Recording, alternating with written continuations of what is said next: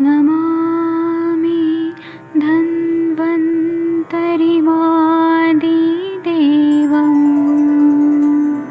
सुरासुरैर्वन्दितपादपद्मम् लोके जरामृत्युनाशम्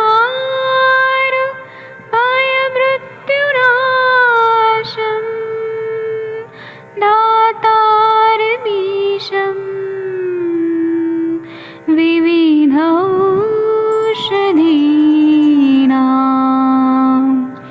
शङ्खं चक्रं जलौकां दधतं मृतघटं चारुतोर्भिश्चतुर्भिः सूक्ष्मस्वच्छादिरुद्यं शुकपरिविलसन् मौलिमम्भोजनेत्रम् कालाम्बोदोज्ज्वलाङ्गं कटितटविलसत् चारुपीताम्बराढ्यं वन्दे धन्वन्तरिन्तं निखिलगदमिव प्रौढदावाग्निनीलम्।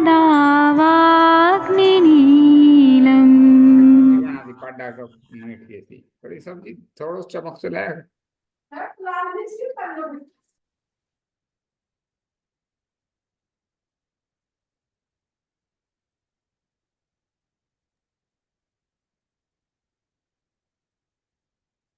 प्रणाम सभी लोगों को। मैं वैद्य अरविंद पाठक आप सभी लोग का स्वागत करता हूं। आइए आज हम लोग सिस्टमिक लूपस एरिथेमेटोसस, ऐसा जो बीमारी है ऑटो इम्यून डिजीज, इस पे हम लोग बात करेंगे। आप सबके सब भारत के सर्वश्रेष्ठ चिकित्सक लोग हैं, सभी को मैं प्रणाम करता हूं। और यहाँ पे मैं थोड़ा सा म्यूट रखता हूँ, जब मैं बोलूंगा आप लोगों को तब आप लोग बोलिएगा। हमारे पास ऐसे ऑटो इम्यून डिजीज के बहुत सारे पेशेंट आते हैं कि आप लोग आयुर्वेद में क्या कर सकते हैं। मैं यहाँ पे कुछ लोगों को होस्ट बना देता हूँ, फिर हम लोग इस विषय पे बात करेंगे। और ये विषय जो है वो एक दिन में कवर नहीं होगा, इसके लिए बहुत सारा टाइम चाहिए। अच्छे से विस्तार से हम लोगों को चर्चा करनी है, क्योंकि ल्यूपस नाम के जो ग्रुप ऑफ डिजीजेज है वह बहुत व्यापक है। एलोपैथी साइंस में उसका परमानेंट क्योर नहीं है, सिम्टोमेटिकली ट्रीटमेंट दिया जाता है। लेकिन आयुर्वेद में किस तरह से सोचना चाहिए, जहां पे मल्टीपल ऑर्गन का इन्वॉल्वमेंट रहता है। तो हम लोग इसको हम ये पहले सोचते हैं कि रस धातु से रिलेटेड कुछ ना कुछ व्याधि है और इसमें मल्टीपल ऑर्गन्स इन्वॉल्व रहते हैं। और ये देखा जाता है कि रिसर्च करके पता चला है कि 80% स्त्रियों में ये पाया जाता है, क्योंकि स्त्रियों में इस्ट्रोजन रहता है। पुरुषों में भी इस्ट्रोजन रहता है, लेकिन स्त्रियों में इस्ट्रोजन रहता है, उसकी वजह से इम्बैलेंस होता है और अलग अलग ऑर्गन पे इसका अफेक्ट होता है। तो हम लोग को आयुर्वेद की दृष्टि से पहले व्याधि क्षमत्व हर ऑर्गन का वो देखना चाहिए। जो भी ये अनुक्त व्याधियां आई हैं आज के जमाने में, क्योंकि चरक सुश्रुत वाग्भट के टाइम पे जो व्याधियां थी वह थी, लेकिन अभी समय के हिसाब से लोग वैक्सीनेशन ले रहे हैं, खाना पीना बदल गया है, जंक फूड हो गया है, ग्राम्य आहार बहुत बढ़ गया है। और इसके वजह से ऑटो इम्यून डिजीज मतलब खुद के ही सेल खुद को ही नष्ट करते हैं। तो उसमें स्टेरॉइड डिपेंडेंट रख दिया जाता है पेशेंट लोगों को, वाइसोलोन प्रेडनिसोलोन वगैरह रख दिया जाता है, और उससे पेशेंट तो ठीक नहीं होता है, लेकिन आयुर्वेद में उसका अच्छे से इलाज होता है। अभी मैं आप लोगों से कुछ कुछ बातें कहूंगा, आप लोग, और जो मेरे अनुभव में आया है, मैंने जो सीखा है अपने पेशेंट लोगों से, वह मैं आप लोगों से शेयर करूंगा। आप लोग भी अपने अपने अनुभव जरूर बताइएगा। तो जो भी ऑटो इम्यून डिसऑर्डर्स है उसमें हम लोग देखते हैं कि अस्थमा है, रूमेटॉइड अर्थराइटिस है जिसका इलाज नहीं है एलोपैथी में, फिर अवेस्कुलर नेक्रोसिस है, पंपिगस वेलगेरिस है, एसएलई डिजीज जो सिस्टमिक लूपस एरिथ्मेटोसस ऐसा है। तो इसमें जब हम स्त्री शरीर देखते हैं 80% स्त्रियों में हो रहा है। पुरुष शरीर का भी हम बात करेंगे, स्त्री शरीर में इस्ट्रोजन की मात्रा का इम्बैलेंस हो रही है, उसकी वजह से यह मल्टीपल ऑर्गन्स पे इसका अफेक्ट आ रहा है। तो स्त्रियों में अगर हम लोग देखते हैं तो उसमें त्रायवर्ता योनि रहता है, गर्भाशय रहता है, स्तन्याशय रहता है, और उष्ण गुण, इसको ध्यान में रखते हुए हमें चिकित्सा करनी होती है। अभी जो अलग अलग ऑर्गन्स है उस पर भी हम लोग चर्चा करेंगे। पहले मैं थोड़ा सा इसके बारे में बताता हूँ। हमारे पास जो उपलब्ध किताबें हैं मॉडर्न साइंस की, उसमें जो एलोपैथी के डॉक्टर्स ने बहुत रिसर्च किया है, तो उन्होंने जो भी चीजें बताई हैं कि मल्टीपल ऑर्गन में ऑटोइम्यून डिजीज फैल जाता है तो बीमारियां होती है, तो एलोपैथी का सोच अलग है और आयुर्वेद का सोच अलग है। आयुर्वेद के हिसाब से भी हमें सोचना चाहिए, और हम जो चिकित्सा देते हैं उसमें अच्छा रिजल्ट आता है, ये हमें सोचना चाहिए। तो ल्यूपस ग्रुप ऑफ डिजीजेस है, उसके लिए एलोपैथी साइंस में कुछ अलग चीज बताई, इम्यून सिस्टम अलग हो जाता है, उसमें आईजीएम, आईजीजी और टी सेल्स, इस सब पे उन लोगों ने बहुत अच्छे से विस्तार से पढ़ाई किया है। आयुर्वेद के हिसाब से अगर हम लोग देखते हैं, तो पहले मैं प्रतिकार शक्ति या व्याधि क्षमत्व पे बात करूंगा। ऑर्गन्स का व्याधि क्षमत्व आयुर्वेद के हिसाब से कैसे बढ़ाए। अगर किसी को बलवान बनाना है तो हम लोग क्या बोलते हैं कि आप बलवान हो, किसी को भी बलवान बनाना है, जैसे मुझे मनीषा मैडम को बोलना है कि आप कितनी अच्छी मैडम है, आप कितनी इंटेलिजेंट है, तो कुछ बात से होता है और कुछ उनका खुद का पढ़ाई, खान पीन, इन सब से होता है। तो इसी तरह से हमारे जो ऑर्गन्स हैं शरीर में, उनका हमें बल बढ़ाना है। तो सबसे पहले उदानो बलम उच्यते ऐसा बोला है, उदान वायु जो रहता है वो बल बढ़ाता है। दूसरा, शरीर में ओज जो रहता है, सभी धातुओं का सार भाग होता है, वो ओज होता है। उसके बारे में क्या बताया है कि यन नाशात नितम नाशात यस्मिन तिष्ठति तिष्ठति, मतलब ओज का अगर क्षय हो रहा है किसी भी कारण से, क्रोध से, शोक से, शुक्र क्षय से, उसका नाश हो रहा है तो मृत्यु आ रही है। और अगर वो शरीर में है, यस्मिन तिष्ठति तिष्ठति, अगर वो शरीर में ओज है तो शरीर रहता है, टिकाऊ रहता है और पूरा अपना आयु अच्छा रहता है। तो उदान वायु अगर अच्छा रहे तो शरीर का बल भी अच्छा रहता है, ये आयुर्वेद का कॉन्सेप्ट है। और अगर धातु अच्छे रहे सारे, उसके साथ में अग्नि अच्छा रहे, जैसे जाठराग्नि है, धात्वाग्नियां हैं, 7 धात्वाग्नियां हैं, पंच महाभूत की 5 भौतिक अग्नियां 5 है, वो अगर अच्छी रहे तो कोई भी बीमारी नहीं हो सकती है। तो ये 13 अग्नि पे आयुर्वेद ने बहुत ज्यादा कॉन्सेंट्रेट किया है, और गृहिणी चिकित्सा में इसके बारे में विस्तार से बताया गया है। उसी तरह से चरक संहिता में कुछ व्याधि क्षमत्व बढ़ाने की चीजें क्या बताई गई हैं कि किसको व्याधि नहीं होता है। तो जो इंसान बलवान प्रदेश में उत्पन्न होता है उनको बीमारी नहीं होती है, जहाँ की भूमि बहुत बल बल देने वाली है, जहाँ का खान पान, पानी बल देने वाला है, वहां पे इंसान बीमार नहीं पड़ते, क्योंकि व्याधि क्षमत्व उनका बहुत अच्छा होता है।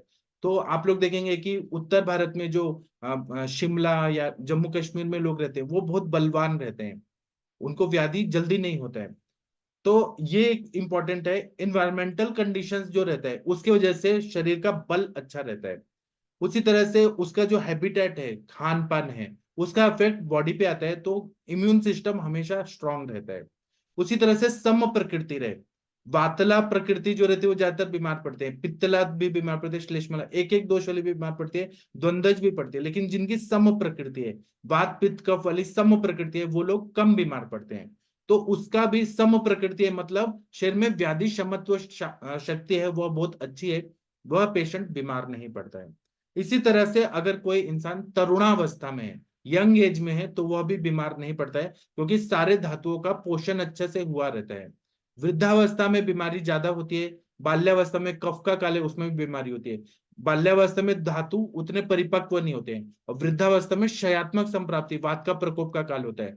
और लेकिन तरुणावस्था में, यंग एज में सारे धातु बलवान होते हैं, अग्नियां अच्छी होती हैं, हालचाल बहुत अच्छी रहती है, तो शारीरिक भाव और मानसिक भाव एकदम बलवान रहता है, उसमें बीमारियां नहीं होती है। उसी तरह से आयुर्वेद के दृष्टिकोण से जो लोग रसायन का सेवन करते हैं, अपना जो चरक संहिता है उसमें रसायन अध्याय में देखिए, आमलकी रसायन, ब्रह्म रसायन, त्रिफला रसायन, शिलाजतु रसायन, लौह रसायन, ताम्र रसायन, बहुत सारे रसायन बताए गए हैं, अभ्यामलकी रसायन, च्यवन प्राशावले, बहुत सारे रसायन बताए गए हैं। सुश्रुत संहिता में बाकुची रसायन, पिप्पली रसायन, और फिर विडंग रसायन, फिर दूसरे ग्रंथों में लहसुन रसायन, पलांडु रसायन, ऐसे रसायन बहुत सारे बताए गए हैं। तो जो लोग रसायन का सेवन करते हैं उनको कभी भी बीमारियां नहीं होती हैं। उसी तरह से जो लोग शरीर को अभ्यंग करते हैं, अभ्यंगम माचरेत नित्यम सजराश्रम वातः, अभ्यंग जो लोग नित्य आचरण में लाते हैं, तेल का मालिश करते हैं, उनको व्याधि नहीं होते, क्योंकि वायु का उनको कोई व्याधि नहीं होता है। और दूसरा संसर्ग है, जंतुओं का संसर्ग उनके शरीर में कम होता है, क्योंकि उन अभी अभ्यंग करने से अग्नि भी अच्छा रहता है, त्वचा मृदु रहती है, धातुओं को परिपोषण अच्छे से मिलता है, तो उनको व्याधि नहीं होती है।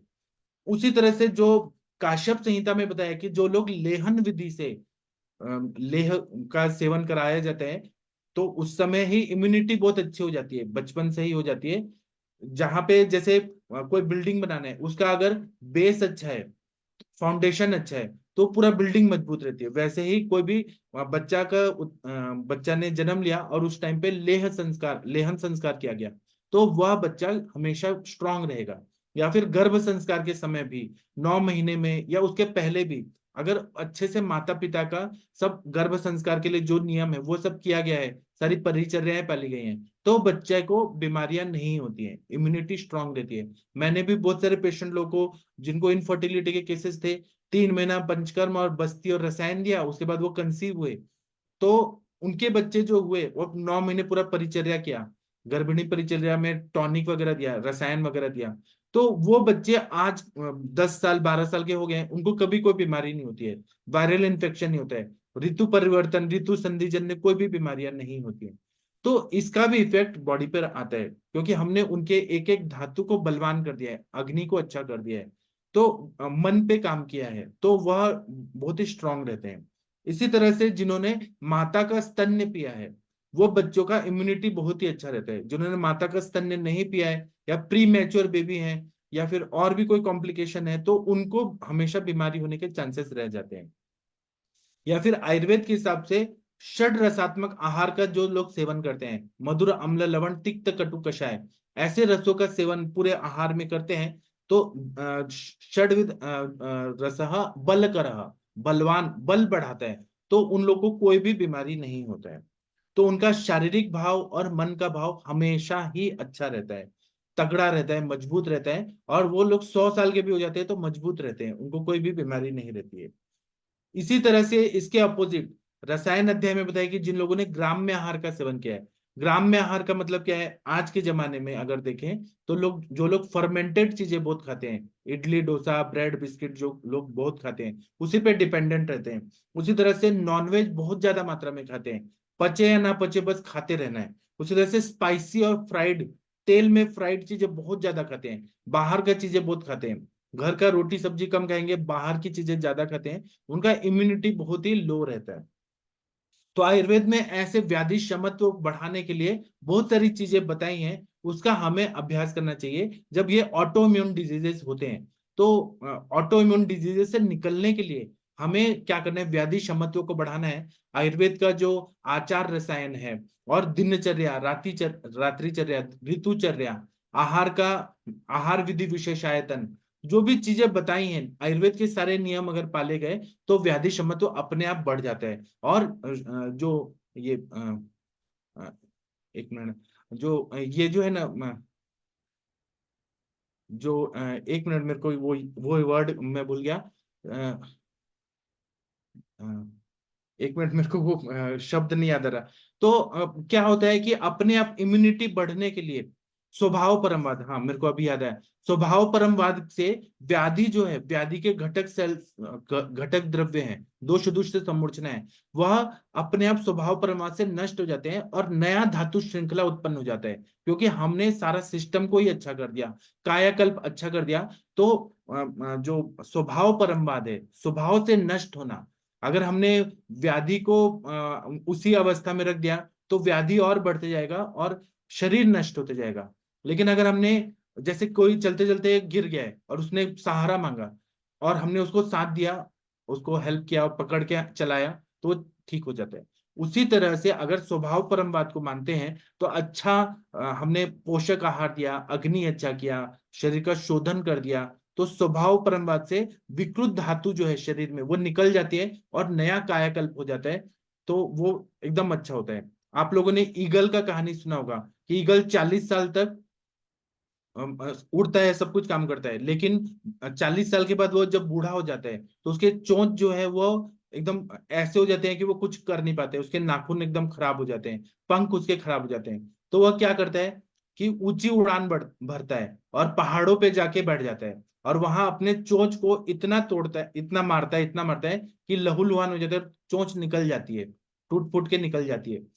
उसी तरह से वो नाखून को इतना मारता है, इतना मारता है कि नाखून निकल जाते हैं उसके, पंखों को इतना घिसता है, इतना तोड़ता फोड़ता है, खुद ही से रगड़ रगड़ के, पहाड़ के पर्वत से, पत्थरों से, कि वो सब पंख निकाल जाते हैं। उसके बाद उसके नया चोंच आता है, उसके बाद उसके नए नाखून आते हैं, उसके नए पंख आते हैं, और फिर वह नई उड़ान भरता है।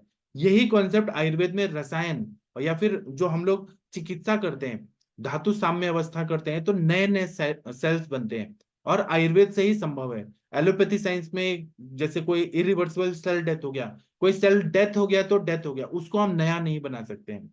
ऑटोइम्यून डिजीज एलोपैथी साइंस के हिसाब से एक बार हो गया, उसका इलाज नहीं है। लेकिन आयुर्वेद में जो भी हम ये आचार रसायन, सद्वृत्त का पालन करना, ऋतुचर्या, दिनचर्या, और ये सब जो हम लोग करते हैं, स्वर्ण कल्प का प्रयोग करते हैं, तो नए नए सेल्स बन जाते हैं और शरीर एकदम नया हो जाता है, कायाकल्प हो जाता है पूरा।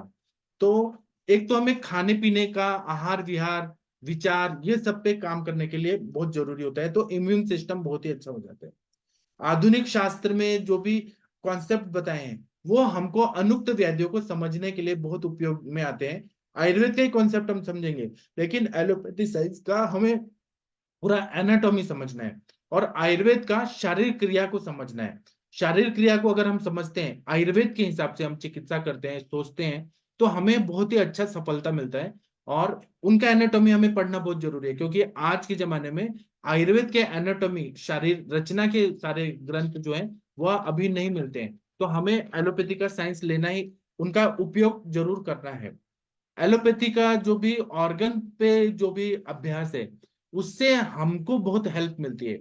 उनका जो डायग्नोस्टिक टूल्स है, उससे हमको बहुत हेल्प मिलती है कि हमारा चिकित्सा कहाँ तक सही जा रहा है, कहाँ गलत जा रहा है। पैथोलॉजिकल रिपोर्ट से हमें बहुत, लेकिन उन्हीं पे डिपेंडेंट नहीं रहना है। उनका डायग्नोसिस और हमारा डायग्नोसिस अलग हो सकता है। हमारा दोष दूष्य समूर्छना, अग्नि का कॉन्सेप्ट, हमारा स्त्रोतस का कॉन्सेप्ट अलग है, उनका अलग है, लेकिन हमें उनको, उनका सहायता लेना है अपनी चिकित्सा को सफल करने के लिए। तो अभी क्या है कि हमें जब भी ऑटो इम्यून डिजीज वाले पेशेंट आते हैं, तो पहले तो हमें ये देखना चाहिए कि एलोपैथी की जो दवाइयां ली जा रही हैं, दी जा रही हैं पेशेंट को, उसका इफेक्ट बॉडी पे पड़ा है क्या, कि व्याधि का प्रभाव, व्याधि का लक्षण कुछ दिख रहा है। फॉर एग्जाम्पल, जब हमारे पास ल्यूपस के पेशेंट आते हैं, तो बोन्स में डिसइंटीग्रेशन होता है, बोन्स में अफेक्ट आता है। तो ये हो सकता है कि वो ल्यूपस की वजह से हो रहा है, या फिर वो एलोपैथी के मेडिसिन के साइड इफेक्ट से हो रहा है। क्योंकि हर एलोपैथी का ड्रग्स, आप देखेंगे ड्रग टुडे में, या हैरिसन की बुक देखिए, डेविडसन की बुक देखिए, एपीआई मेडिसिन का बुक देखिए, उसमें जब मेडिसिन के बारे में बताते हैं, फार्मेकोलॉजी भी बताते हैं, तो वो लोग बताते हैं कि ये मेडिसिन का ये एडवर्स इफेक्ट है, किसको देना चाहिए, कॉन्ट्राइंडिकेशन क्या है। हर मेडिसिन, एलोपैथी के मेडिसिन का साइड इफेक्ट होता है। तो हमारे पास जब भी पेशेंट आ रहे हैं ऑटोइम्यून डिजीज वाले, तो उनको एलोपैथी के मेडिसिन का साइड इफेक्ट हुआ है, वो सिम्टम दिख रहे हैं, कि वो व्याधि का प्रभाव है, व्याधि का लक्षण है, वो हमें डायग्नोस करते आना चाहिए, वैद्य को समझते आना चाहिए। जैसे कि पैरों में अगर स्वेलिंग है, सूजन है, और पेशेंट बीपी की दवाइयां ले रहे हैं, जैसे कि प्रोटोन, सॉरी, बीटा ब्लॉकर्स ले रहे हैं, कैल्शियम चैनल ब्लॉकर ले रहे हैं, एसी इनहिबिटर्स ले रहे हैं, डायूरेटिक्स ले रहे हैं, उनका इफेक्ट होके पैरों में सूजन आ रही है क्या, तो हमें वो बीपी की दवाइयां बंद करना है, आयुर्वेद की दवाइयां देना है, आयुर्वेद के रसायन देना है, बस्ती करना है। और आयुर्वेद की दवाइयां बहुत अच्छी हैं, सक्षम है, जो बीपी को कंट्रोल कर सकती हैं। अगर हमने आहार विहार, निद्रा, आहार, ये सब ठीक किया तो अच्छी हो जाती है। तो संक्षेपतः क्रिया को निदान परिवर्जनम जब ये कहा गया है, तो बीपी की दवाई की वजह से पैरों में स्वेलिंग आ रही है क्या, अगर आ रही है तो वो बंद कर दिया, पेशेंट ठीक हो जाता है। तो हमें एलोपैथी मेडिसिन का साइड इफेक्ट की वजह से हो रहा है, कि वो व्याधि का प्रभाव, ये हमें डिफरेंशियल डायग्नोसिस करना बहुत जरूरी होता है। उसी तरह से, नहीं तो अगर हम ये नहीं करेंगे, निदान का सेवन कर रहे हैं और मेडिसिन भी ले रहे हैं, तो बाल्टी से पानी भर रहे हैं और पानी लीक होके उसी में गिर रहा है, फिर पानी भर रहे हैं, फिर लीक हो रहा है, तो ये फिर क्रम चलते रहता है, पेशेंट कभी भी क्योर नहीं होता है। तो इसीलिए किस चीज से क्या हेतु है, भले वो एलोपैथी मेडिसिन का साइड इफेक्ट है, वह हेतु बंद करना जरूरी है। पेशेंट का निद्रा देखना है, आहार देखना है, ब्रह्मचर्य पाल रहा है कि नहीं पाल रहा है। ऑटोइम्यून डिजीज में ब्रह्मचर्य और ओज का, शुक्र और ओज का बहुत ज्यादा महत्व रहता है, तो उसका हमें ध्यान में रखना जरूरी होता है। उसी तरह से हमें कहाँ तक कैसा स्टडी करना है, पेशेंट जो रहता है, हमारा पूरा केस स्टडी अच्छे से होना चाहिए। दूसरा क्या है कि दोष धातु मल के हिसाब से हमें यह देखना चाहिए, आयुर्वेद के परिप्रेक्ष्य में हम देखते हैं कि सामता है कि निरामता है। अगर, क्योंकि एलोपैथी में अग्नि का कॉन्सेप्ट नहीं है, बिल्कुल भी नहीं है, धातु अग्नि का कॉन्सेप्ट नहीं है, पंच भौतिक अग्नि का भी कॉन्सेप्ट नहीं है।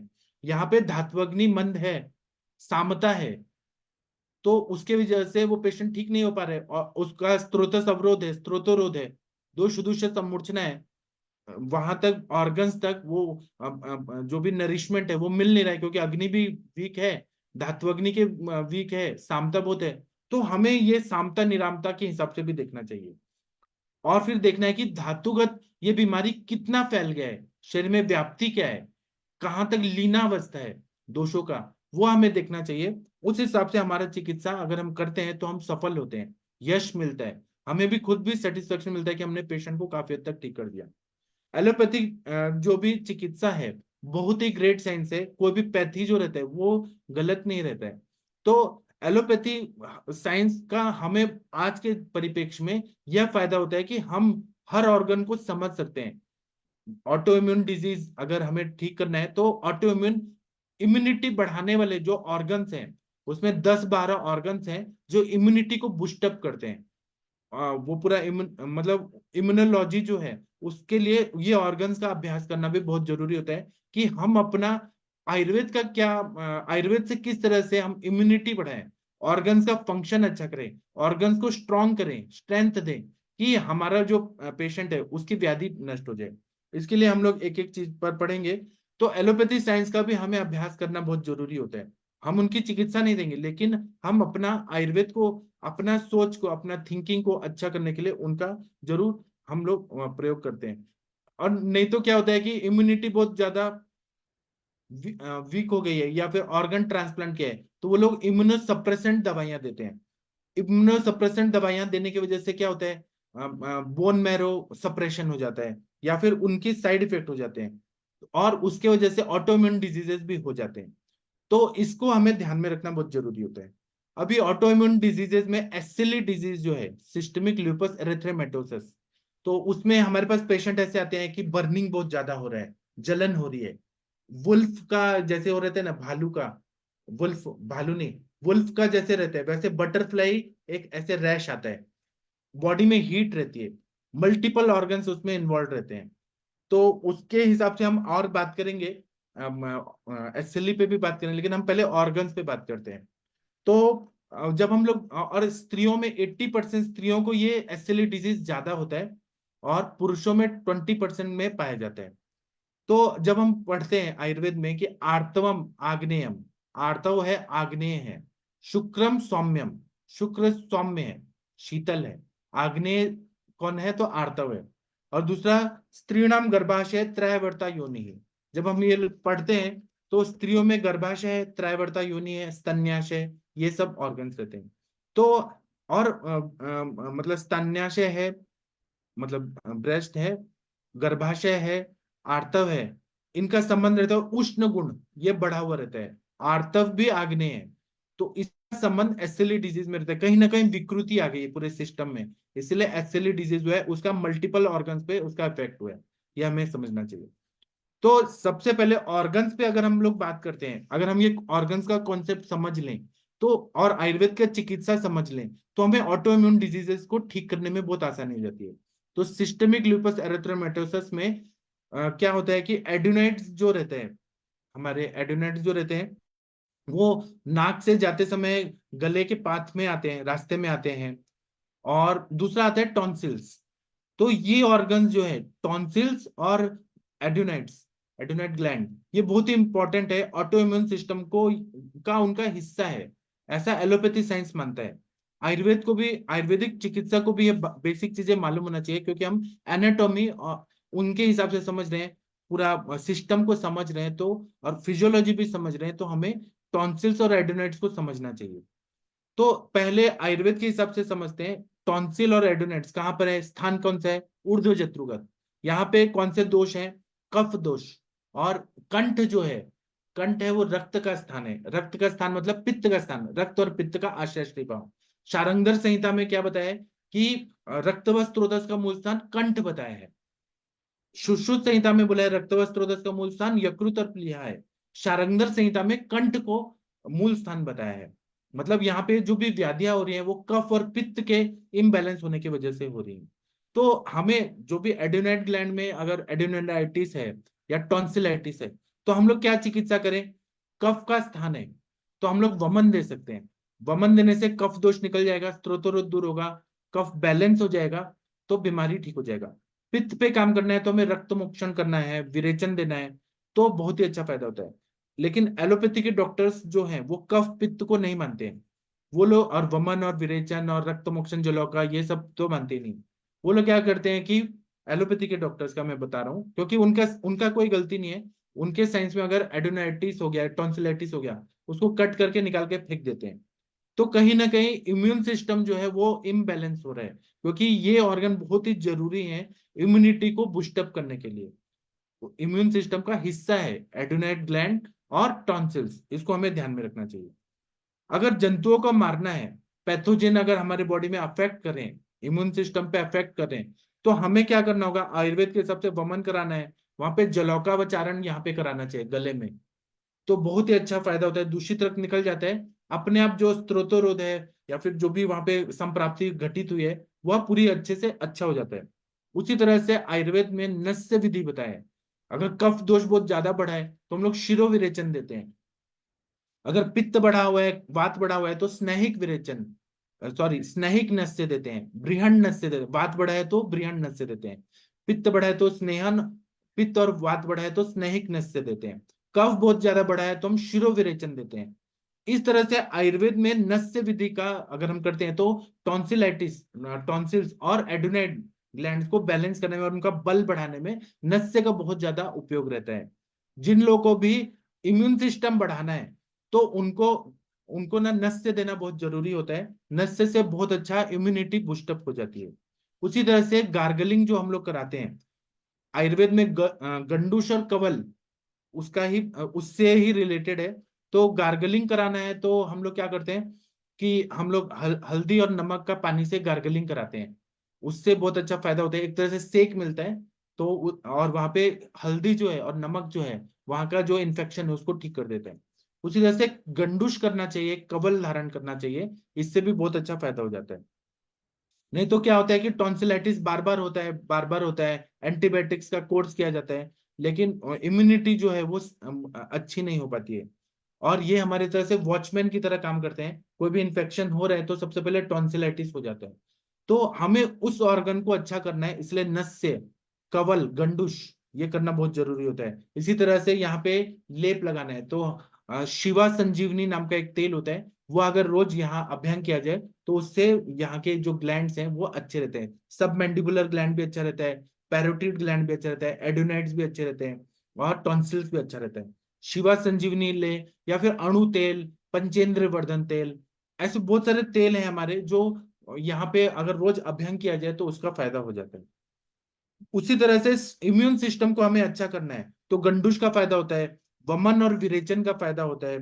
कर्ण पूरण अगर हम लोग नस्य दे रहे हैं तो नस्य से क्या फायदा होता है कि मतलब वहां एड्यूनेट तक हमें मेडिसिन पहुंचाना है, तो नस्य देने से वो नेजोलैक्रिमल डक्ट से नीचे आके गले तक पहुंचता है मेडिसिन। दूसरा, कर्ण पूरण करने से इस्चियन इस्चियन जो ट्यूब रहता है उससे वो वहां तक वो जाता है, क्योंकि ईएनटी सब जुड़ा हुआ है। कहीं ना कहीं कर्ण पूरण का भी फायदा होता है। आश्चोतन विधि बताया है आयुर्वेद में, ये सारा शालाक्य तंत्र में बताया है, इसका बहुत ज्यादा उपयोग रहता है, एक दूसरे से संबंध रहता है। ऐसा हमें नहीं करना चाहिए एलोपैथी साइंस की जैसे है कि मुंह की बीमारी है तो हम कुछ और कान में दवाई नहीं डाल सकते, मुंह की बीमारी है तो आंख में नहीं डाल सकते। आयुर्वेद में एक दूसरे से रिलेशन है। आंखों में कोई दवाई डालते हैं तो मज्जा धातु पे काम करता है। अंजन देने से भी बहुत सारी बीमारियां ठीक होती है। Root of administration of drug है, रास्ता है, अंजन करने से, आश्चोतन करने से बहुत सारे प्रॉब्लम सॉल्व हो जाते हैं। तो आंखों में अगर कोई भी मेडिसिन डाला, आश्चोतन किया, कोई भी स्वरस वगैरह डाला, उसका इफेक्ट पूरा ग्रहणी कला तक होता है, ऐसा सुश्रुत संहिता में बताया गया है। तो जो जो भी शालाक्य तंत्र में स्त्रोतस बताए हैं उनका एक दूसरे से कनेक्शन रहता है, इसको हमें ध्यान में रखना है और उसका यूज करना है, उसका फायदा उठाना है हमारे चिकित्सा को सफल करने के लिए। फिर क्या होता है कि ये जो एसएलई डिजीज है उसमें दो ऑर्गन मैंने पहले बता दिए, एड्यूनाइड ग्लैंड और टॉन्सिल ग्लैंड, इनका बहुत ज्यादा उपयोग रहता है। इसको बलवान करने के लिए हमें नस्य करना है, वमन विरेचन करना है। साल में एक बार वमन किया, विरेचन किया और रक्त मोक्षण किया तो शरीर अच्छा रहता है, इम्यूनिटी अच्छी रहती है। उसी तरह से आश्चोतन किया, और जैसा अवस्था रहता है उस तरह से करें तो ऑर्गन या फिर वहां पे जो काम करने वाली मेडिसिन है, कुछ मेद्य दवाइयां रहती हैं, उन्माद अपस्मार में बताई हुई दवाइयां हैं, मेद्य रसायन है। और उन्माद अपस्मार में महापैशाची घृत, महाकल्याण घृत, महापंचगव्य घृत, पंचामृत लौह गुगुल, स्मृति सागर रस, कुष्मांड रसायन, ऐसे बहुत सारी दवाइयां हैं। तो वह हमारा उसका इफेक्ट रहता है कि टॉन्सिल, एडोनाइट्स और ऊर्ध्व जत्रुगत जितने मर्म है वह मजबूत रहते हैं। तो हम लोग एसएलई से जल्दी रिकवर कर सकते हैं अगर हम आयुर्वेद को फॉलो करते हैं। उसके बाद में आता है हृदय। हृदय भी ऑटोइम्यून सिस्टम का एक हिस्सा रहता है, क्योंकि हृदय से पंपिंग एक्शन होता है। अगर पंपिंग अच्छा नहीं हुआ, हार्ट कमजोर है, तो पूरे ऑर्गन्स को, पूरे शरीर को ये जो नरिशमेंट मिलता है वो कैसे मिलेगा। तो इसीलिए हृदय को बलवान करने वाली जितनी भी दवाइयां हैं या जो भी चिकित्सा है, जैसे हृदय बस्ती हो गया, प्राणायाम हो गया, या फिर हृदय के लिए हम लोग बार बार हृदय वल्लभ रस, दीपन पाचन करके हृदय वल्लभ रस, हृदय चिंतामणि रस, नागार्जुनाभ रस, प्रभाकर बटी, हृदय मतलब श्रृंग भस्म, सहस्त्रपुटी अभ्रक भस्म, अर्जुनारिष्ट, पार्थ्याद्यरिष्ट, अर्जुन शीरपाक, ऐसे बहुत सारी दवाइयां हैं। वो अगर दें तो हृदय हमारा अच्छा रहता है। नारदीय लक्ष्मी विलास रस, अगर लो बीपी हो रहा है तो हृदय को बलवान करना है तो नारदीय लक्ष्मी विलास रस। शालीपर्णी का शीरपाक अगर दिया जाए तो हृदय मजबूत होता है। तो ये अगर हम लोग करें तो हमारा ऑटोइम्यून डिजीज से हम लोग जल्दी से जल्दी निकल सकते हैं। तो ये जो हाइपोथेटिकल जो बातें हैं या प्रैक्टिकल एस्पेक्ट्स है, इससे हमें जरूर सोचना चाहिए, तो हमारा परिणाम अच्छा आता है, हमारे पेशेंट को रिकवर करने में बहुत ज्यादा सहायता मिलती है। उसके बाद में अगर हमने हृदय का सोचा, तो हृदय अगर विकृत हो रहा है तो इसका इफेक्ट किडनीज पे आता है, वृक्क पे आता है, बस्ती पे आता है। तो हमें किडनी पे काम करने वाली दवाइयां भी सोचनी चाहिए, और ब्रेन पे काम करने वाली भी दवाइयां सोचनी चाहिए। ब्रेन पे काम करने वाली दवाइयों में जैसे कुछ एग्जाम्पल से बता रहे हैं कि बाम्बू शूट का लेप लगाते हैं, बाम्बू शूट जो रहते हैं वो लेते हैं, और उसके बाद में हरिद्रा लेते हैं, बचा लेते हैं और उसका लेप लगाते हैं, महाकल्याणक घृत देते हैं, कुष्मांड अवलेह देते हैं। उसी तरह से किडनी पे काम करने वाली दवाइयां देते हैं, जैसे गोक्षुर आदि गुग्गुल दे दिया। जैसा परिस्थिति है वैसा हम जब दवाइयां देते हैं तो वो ऑर्गन को ताकत मिलती है, उसको नया जीवन मिलता है। तो ऑटो इम्यून डिजीज, एसिली डिजीज पे हमें काम करने में बहुत अच्छा फायदा हो जाता है। तो हमें हृदय पे काम करना है तो हमें किडनी पे भी काम करना है, किडनी को भी प्रोटेक्ट करना है, उसके नेफ्रॉन्स को बचाना है, हमें न्यूरॉन्स, ब्रेन को भी बचाना है। सेम टाइम में हमें काम करना होगा तो बहुत अच्छा फायदा होता है। रॉप पे बस में वो ब्रेन पे बहुत अच्छा काम करता है, सहस्त्रपुटी अभ्रक बस में वो ब्रेन पे बहुत अच्छा काम करता है, हृदय पे भी काम करता है। ऐसे प्रोटेक्टिव, कार्डियो प्रोटेक्टिव, ब्रेन जो न्यूरो प्रोटेक्टिव आयुर्वेदिक दवाइयां हैं वो भी देने से बहुत अच्छा फायदा होता है। अब हम आते हैं यकृत पे, लीवर पे। यह भी ऑटोइम्यून डिजीज, ऑटोइम्यून सिस्टम का एक हिस्सा है ये ऑर्गन भी। यकृत पे अगर हम लोग बात करें तो रक्त व स्रोतस का मूल स्थान क्या है, तो यकृत, लीवर बताया गया है। तो और ऐसा बताते हैं कि रक्त की उत्पत्ति कहाँ होती है, तो यकृत में होती है। आरबीसी का डिस्ट्रक्शन कहाँ होता है, तो स्प्लीन में होता है। कभी कभी स्प्लीन भी रक्ताणुओं को बनाती है, आरबीसी को बनाती है इमरजेंसी में। उत्पत्ति स्थान और नाश का स्थान कहाँ है, इसलिए मूल बताए रक्तवेह द्वे, मतलब यकृत और प्लीहा और पूरी सारी रक्त वाहिनियां, इनको हमें कंसिडर किया। तो हमें यकृत और प्लीहा पे काम करने वाली दवाइयों का भी एक्सिली डिजीज में सोचना चाहिए, तो हमें बहुत अच्छा फायदा होता है। अगर उसमें यकृत का इन्वॉल्वमेंट है या होने वाला है, तो हमें सिस्टमिक लूपस एरिथ्रोमेटोसस पे काम करना है तो यकृत पे भी हमें सोचना चाहिए, क्योंकि इम्यून सिस्टम में ये भी हिस्सा रहते हैं। उसी तरह से एसएलई डिजीज में, सिस्टमिक लूपस एरिथ्रोमेटोसस में, उसको एसएलई बोलते हैं, उसमें संधियों का भी इन्वॉल्वमेंट रहता है। उसी तरह से मांसपेशियों का भी इन्वॉल्वमेंट रहता है, लेकिन हमें पूरा मांसव स्रोतस को नहीं देखना है। इसमें हमें मेन मेन चीजों को देखना है कि त्वचा को देखना है। त्वचा में रैशेस आ जाते हैं, सिस्टमिक लूपस एरिथ्रोमेटोसस में त्वचा में रैशेस आते हैं, रेड रेड हो जाता है, बटरफ्लाई जैसा ऐसे रैश आ जाता है। आप लोग गूगल पे टाइप करिए तो आपको पता चलेगा कि इसमें मल्टीपल ऑर्गन का इन्वॉल्वमेंट रहता है, और त्वचा में रैशेस रहते हैं, स्नायु में भी विकृति रहती है।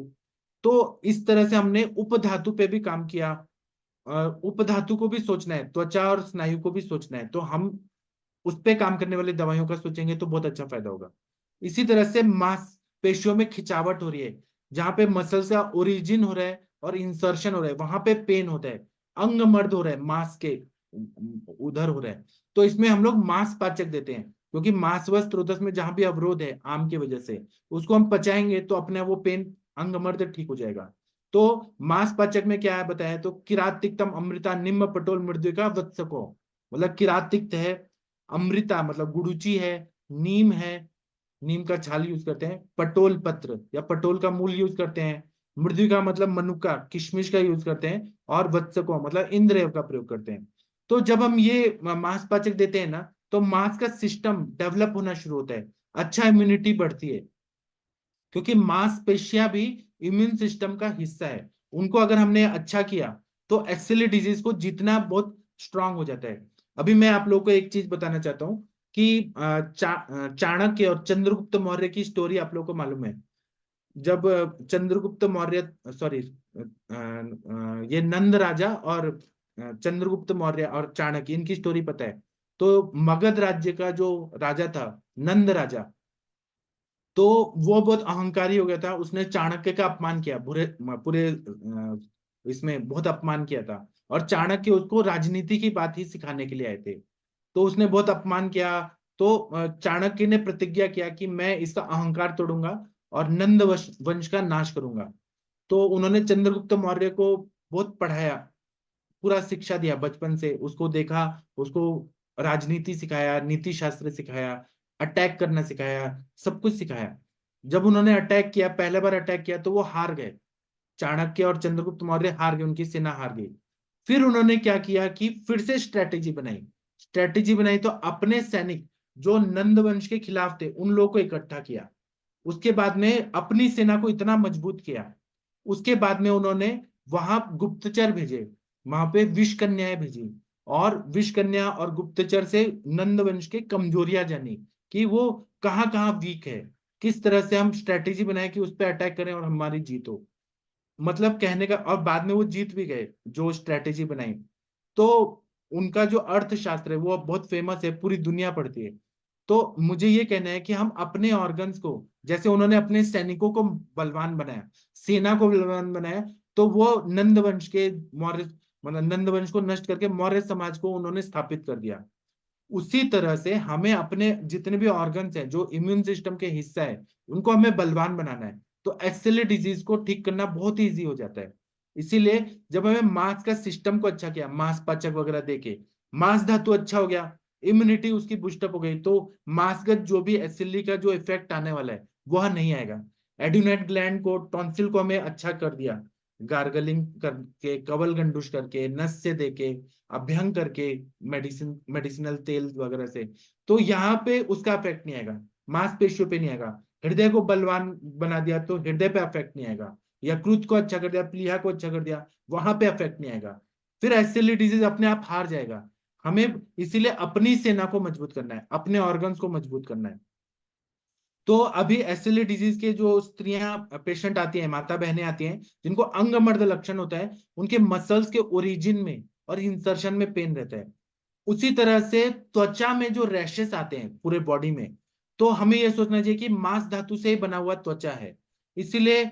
और दूसरा इसमें यह सोचना चाहिए रसोअपि श्लेष्मवत्, तो कफ से रिलेटेड, क्योंकि हमें रस धातु को अच्छा करना है, रसोअपि श्लेष्मवत्, ऐसे जब बोला है तो कफ की बीमारियां जो रहती है, कफ की वजह से ज्वर होता है, प्रतिशय होता है, छर्दी होता है, तो हम लोग क्या करेंगे कि कफ पे काम करेंगे तो त्वचा अच्छी हो जाएगी, त्वचा की इम्यूनिटी अच्छी होगी। त्वचा भी इम्यून सिस्टम का एक भाग है। तो इसीलिए हम लोग क्या करते हैं कि मतलब आयुर्वेद में अगर हम लोग पूरा रेट्रोस्पेक्टिव स्टडी करें, तो भेषज रत्नावली नाम का ग्रंथ है, बहुत ही अच्छा, गोविंदास सेन जी ने लिखा हुआ है।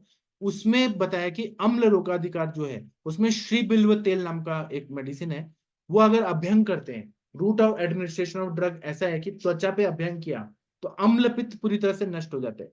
इसका मतलब यह है कि जो बाह्य त्वचा है उसका और अपने अंदर गैस्ट्रोइंटेस्टिनल ट्रैक्ट का जो श्लेष्मल कला है उसका संबंध है, यहाँ पे लगाया, वहां की त्वचा अच्छी हो जाती है, वहां का सिस्टम अच्छा होता है, वहां का पित्त का सिक्रीशन अच्छा हो जाता है। इसी तरह से अगर हमने त्वचा पे कुछ लेप लगाया, प्रदेह लगाया, प्रलेप लगाया, उससे हमें सर्दी का वेग रोक सकते हैं, कफ पे काम कर सकते हैं। क्योंकि बहुत बार ऐसा देखा जाता है जिनको श्वास कास रहता है, कफ की बीमारी रहती है, उनकी त्वचा भी खराब रहती है। त्वचा खराब रहती है तो श्वास का मतलब कफ का संबंध रहता है। तो इसीलिए कफ पे हमें काम करना है और त्वचा पे अभ्यंग वगैरह करना है। इससे हम लोग एसएलई डिजीज पे बहुत अच्छे से रिकवरी कर सकते हैं। इसके बाद में प्लीहा आती है। प्लीहा ये ऑर्गन है, उसकी चिकित्सा कुछ कुछ यकृत जैसे ही मिलती है। प्लीहा में काम करने वाली शरपुंखा है, रोहित का रिष्ट है, यकृत प्लीहारी लौ है, वैसी दवाइयां दिया, कालमेघ है, कुटकी है।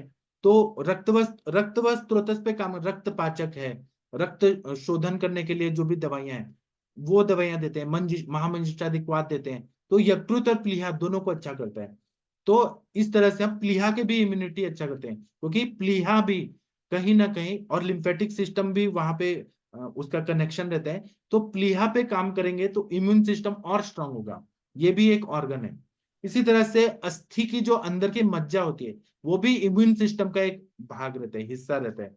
तो ये मॉडर्न साइंस भी मानता है। और आयुर्वेद में मज्जा अगर अच्छा रहता है, जैसे कि स्वामी विवेकानंद मज्जासार पुरुष थे, तो वह उनको कोई बीमारी वगैरह नहीं होता है। जो लोग मज्जासार रहते हैं, जिनकी मज्जा अच्छी रहती है, वो स्ट्रांग रहते हैं। तो अगर मज्जा पे अफेक्ट आ रहा है, सरक्त मेद या मज्जा पे अफेक्ट आ रहा है, तो हमें स्नेह पान कराना है, या फिर अग्नि दग्ध करना है, विद्ध कर्म करना है, तिक्तक शीर का बस्ती देना है जो मज्जा को अच्छा करे और अस्थि धातु को भी अच्छा करे। इस तरह से चिकित्सा दे तो बहुत अच्छा फायदा होता है। तिक्तक शीर बस्ती में यष्टि मधु थोड़ा ज्यादा डाल के दें तो मज्जा धातु बहुत अच्छा हो जाता है। तो इस तरह से हम लोग मज्जा का ट्रीटमेंट करते हैं। जो बोन मैरो ऐसा बोला जाता है, बोन मैरो, वह भी इम्यून सिस्टम का एक हिस्सा है। उसी तरह से इम्यून सिस्टम का हम अभ्यास करते हैं एलोपैथी के हिसाब से, तो उसमें थाइमस ग्लैंड यह भी बताया गया है, जो ऑटो इम्यून का एक ऑर्गन रहता है, सिस्टम का एक ऑर्गन रहता है। तो ऊर्ध्व जत्रुगत बीमारियों के हिसाब से थाइमस ग्लैंड को एक्टिवेट करना बहुत जरूरी होती है।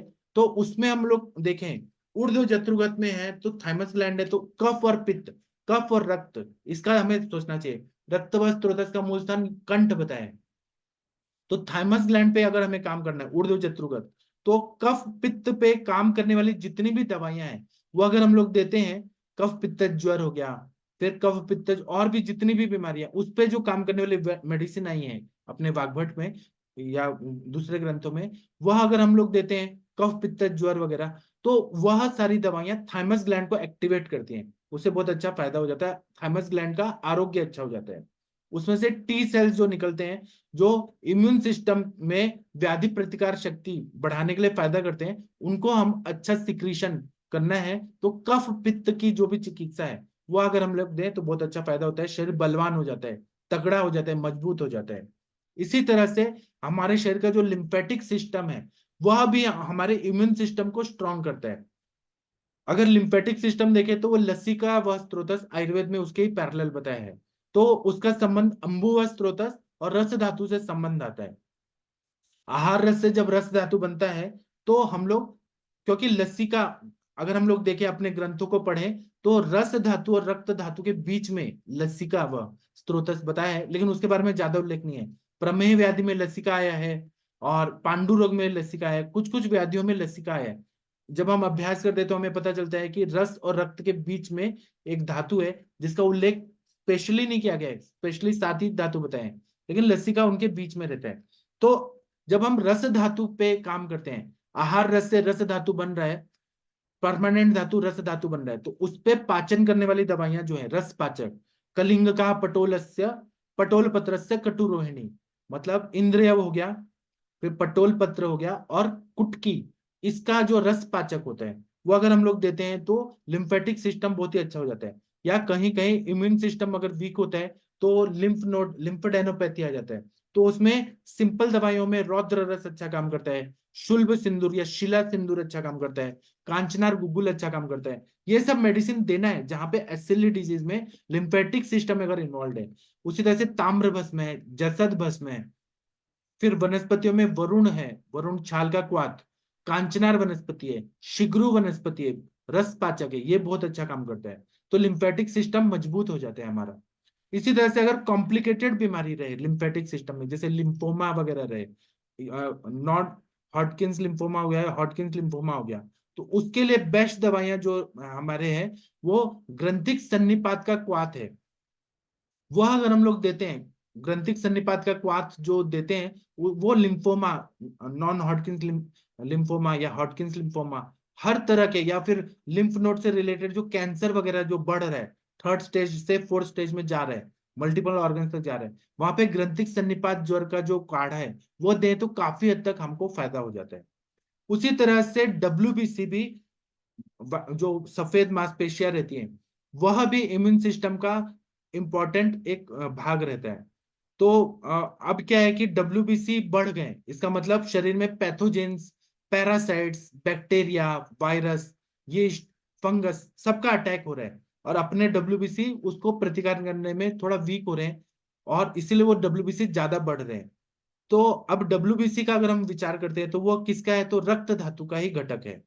तो हमें वहां पे WBC अगर बढ़ा है तो एक तो अगत तंत्र का भी हमें विचार करना चाहिए, क्योंकि ये सारे बैक्टीरिया वगैरह जो हैं ये अगर शरीर में रहते हैं तो वो अपने कुछ टॉक्सिन्स को सिक्रीट करते हैं, उसके वजह से इम्यून सिस्टम पे अटैक होता है। तो हमें अगत तंत्र के द्रव्य दे जो विष को नष्ट करते हैं, तो बहुत अच्छा फायदा होता है। और रक्त प्रदोषज व्याधियां हैं, उनका अगर हम लोग करें, विरेचन कराएं, रक्त मोक्षण करें, वो सब कराएं, और रक्त पे काम करने वाली सारी मेडिसिन का प्रयोग करें, तो इम्यून सिस्टम बहुत ही अच्छा हो जाता है। उसके बाद में हम लोग अगर देखते हैं कि इम्यून सिस्टम हमारा कितना स्ट्रांग हो गया है, हमारा इम्यून सिस्टम अच्छा हो रहा है, तो पित्त दोष और रक्त धातु, इस पे कितना काम हो गया है, इसका अभ्यास हमें करना चाहिए। जिन लोगों को SLE डिजीज होता है, सिस्टेमिक ल्यूपस एरिथ्मेटोसस नाम की बीमारी होती है, उसमें अगर हम लोग रिसर्च करें स्त्रियों पे, जो हमारे पास माताएं बहनें आती हैं SLE डिजीज लेके, उनमें हमें रक्त पित्त, क्योंकि रक्त की बीमारी है, उष्णता रहती है, तो रक्त पित्त उसमें मिलता है, वात रक्त के लक्षण मिलते हैं, विसर्प मिलता है, कुष्ठ मिलता है, और विस्फोट मिलता है। विस्फोट मतलब ऐसे ज्वाइंट्स में ऐसे फोड़े फोड़े आ जाते हैं, फुट के निकलते हैं, विस्फोट मिल जाता है। तो उनकी चिकित्सा, जैसे रक्त पित्त की चिकित्सा अगर हम लोग दें SLE डिजीज में, बहुत अच्छा फायदा होता है। वात रक्त की दवाइयां दें, विसर्प की दें, कुष्ठ की दें, विस्फोट की दें, तो बहुत अच्छा फायदा। या फिर सारे मेडिसिन जो है, जो जो वनस्पतियां बताई हैं अपने ग्रंथों में, उसका कॉमन दवाइयां निकाल के अगर हम दे, जैसे कि आप देखें तो वात रक्त में भी वासा बताया गया है, विसर्प में भी वासा बताया है, रक्त पित्त में भी बताया है, विस्फोट में भी, नीम बताया है सभी में, तो नीम दे, पंचतिक्त पंच निम्बाधिक वात वगैरह दें, तो वह SLE डिजीज में बहुत अच्छा फायदा करता है। तो हमें दोषों का पाचन करना है, और जैसे रस पाचक दिया, रक्त पाचक दिया, मांस पाचक दिया, आम पाचन वाली दवाइयां दे रहे हैं, दीपन पाचन अनुलोमन कर रहे हैं, तो उसके साथ में ऑर्गन्स को हमें ताकतवर भी करना है, जो इम्यून सिस्टम का हिस्सा है, उन पे अगर हम लोग काम करते हैं तो हमें अपने आप ही बहुत फायदा होता है। अगर किसी को ताकत बढ़ाना है तो एक तो हम बोल बोल के मोटिवेट करते हैं, दूसरा उसके जो खाना है, ब्रेड बटर है, उससे भी वो ताकतवर हो जाता है। बोलने से भी फायदा होता है और वैसे भी फायदा होता है। इसीलिए पाचन भी करना है, धातुओं का पाचन भी करना है, धातुगत जो है स्त्रोतसगत जो आम है उसका भी पाचन करना है, धातुओं का बल भी बढ़ाना है, और दूसरा हमें इम्यून सिस्टम को अच्छा करना है, तो ऑर्गन्स को भी, ऑर्गन्स पे काम करने वाली दवाइयां वो भी देना है। जैसे लंग्स पे काम करने वाली दवाइयां अगर देखना है तो उस पे हमें लंग्स पे काम, क्योंकि श्वास भी लगता है SLE डिजीज में, तो लंग्स पे काम करने वाला पुष्कर मूल है, यष्टि मधु है, भारंगी है, पिपली है, कंटकारी है, ऐसे बहुत सारी दवाइयां हैं, वो अगर हम देते हैं तो लंग्स मजबूत हो जाते हैं। तो इसलिए पाचन भी देना है और ऑर्गन्स को भी मजबूत करना है, तो हम लोग SLE डिजीज पे बहुत अच्छा फायदा करते हैं, फायदा हो जाता है। मैं इस पे एक भाग दूसरा ये कल बताऊंगा। आप लोग को अगर कुछ बोलना है तो आप लोग बोल सकते हैं, यहाँ पे अनम्यूट करने का ऑप्शन देता हूँ मैं। डॉक्टर कंचन मैडम आप हैं, आपने SLE डिजीज के पेशेंट देखे हैं, आपका क्या मत है, क्या विचार है, क्या अनुभव है, जी बताइए। सर मैंने काफी पेशेंट देखे हैं ये बीमारी के, और आपने बिल्कुल सही बोला कि ये फीमेल्स में ज्यादा ही दिखता है। मतलब मैंने मेल नहीं देखा है इसमें कि SLE डिसीज में, पैम्पिगस वल्गेरिस का जो एक पेशेंट था उसमें मैंने वो मेल था, बाकी जितने भी पेशेंट दिखे वो सब फीमेल ही थे। और बिल्कुल ऐसे आपने जैसे बोला ना कि एक बटरफ्लाई का शेप बनता है नोज के साइड दोनों, मतलब नोज से लेके चिक्स के दोनों साइड में। तो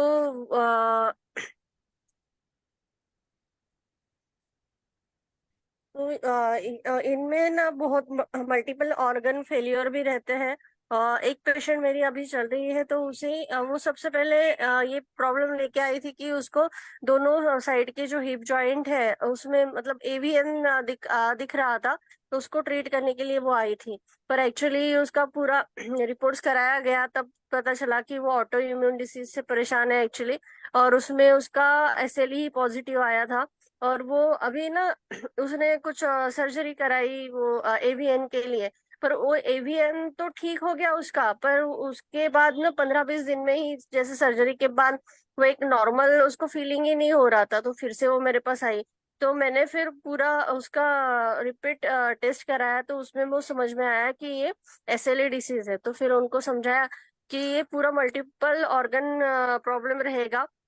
तो वैसे ही चल रहा है सर। अभी कभी किडनी में प्रॉब्लम दिख बोलती है, कभी कुछ पेन की कंप्लेंट बोलती है, कभी फीवर की कंप्लेंट बोलती है।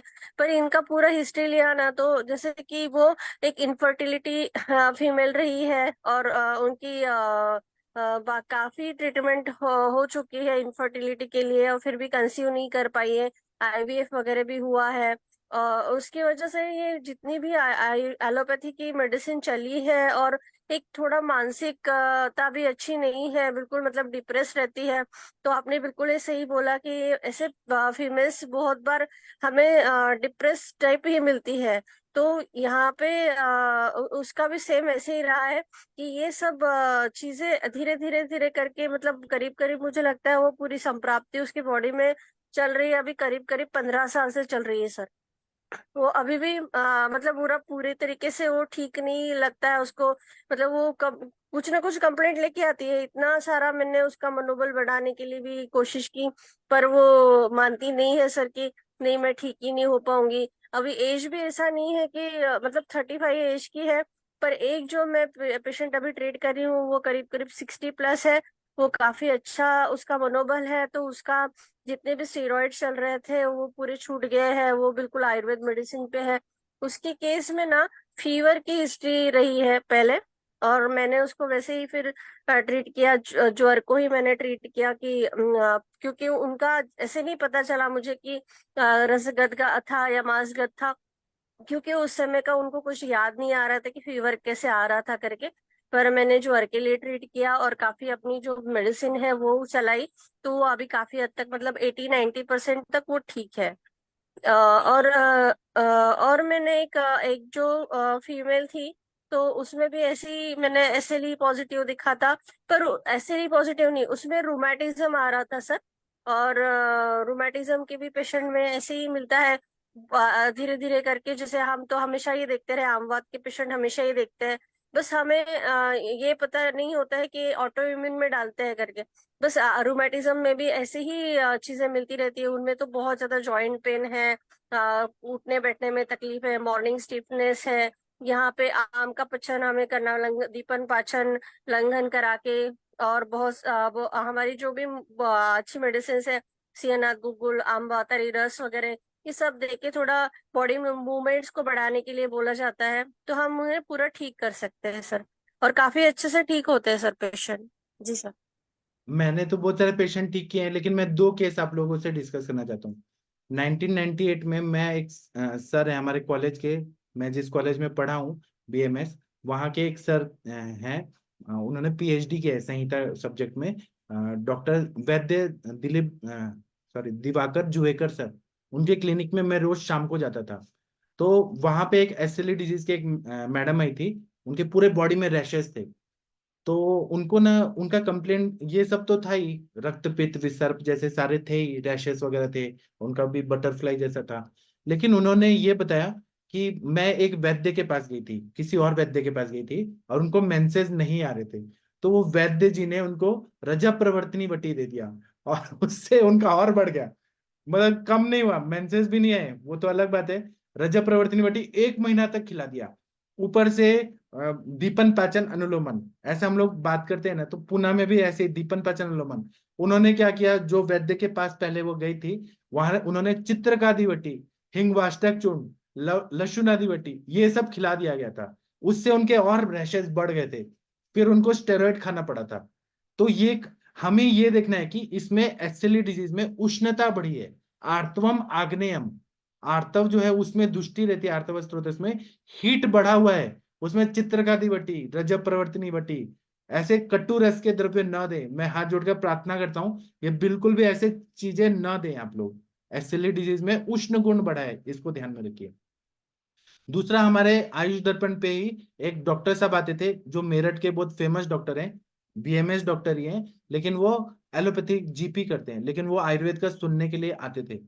तो उनको क्या था कि रूमेटॉइड अर्थराइटिस, एसएलई डिजीज, और उनका वेट लॉस बहुत सालों से ये उनका डायग्नोसिस हुआ था। तो वो स्टेरॉइड डिपेंडेंट थे। तो उन्होंने मेरे लेक्चर देखे, आज 2022 की बात है, 21 या 22 की ऐसे बात है। तो उन्होंने कहा कि मुझे आमवत जैसा लक्षण है, मुझे भूख ही नहीं लगती है, तो मैं क्या करूं। तो मैंने अपने हिसाब से सोचा, मैंने उनको आम पाचक वटी दिया, और अपने हिसाब से रस पाचक, रक्त पाचक और आमवत की चिकित्सा भी किया। और एसएलई में कोई कोई ऐसा दवाई नहीं दिया कि उनका उष्णता बहुत ज्यादा बढ़ जाए। और उनको मैंने कहा कि आप तक्र पी के रहिए, जब तक भूख नहीं लग रही है केवल छाछ पी के रहना है आपको, और भूख लगे तो फ्रूट जूस पी के रहिए, वो भी संतरा मौसमी, नारियल पानी, गन्ने का रस, यही सब लेके रहिए। तो उन्होंने 1 साल तक मेरा ट्रीटमेंट लिया। वो ट्रीटमेंट होते होते आम जैसे पसते गया, उनके ज्वाइंट्स अच्छे होते गए, एसएलई डिजीज अच्छा होता गया। फिर मैंने उनको रसायन दिया, रसायन वो सेवन करते गए, आज की डेट में वो एकदम 100% ठीक हो गए। उनको ना ऑटोइम्यून डिजीज में, ना र्यूमेटॉइड अर्थराइटिस है, ना उनको एसएलई डिजीज है, ना उनको वेट लॉस है, सब अच्छा हो गया। उनको मैं कभी यहाँ पे लाऊंगा, वो आपको सब बताएंगे। मैं ये बता रहा हूँ कि आयुर्वेद से ऑटोइम्यून डिजीज ठीक हो सकता है, लेकिन हमें एसएलई डिजीज जब भी है, उसमें हमें उष्ण बढ़ाने वाला कोई भी दवाई नहीं देना है। पुरुषों में भी ये होता है, तो इसको ध्यान में रखिए, हीट नहीं बढ़ना चाहिए। आप देखते होंगे कि चित्रकादि वटी जब दिया जाता है तो साइड इफेक्ट बहुत सारा हो जाता है पेशेंट को।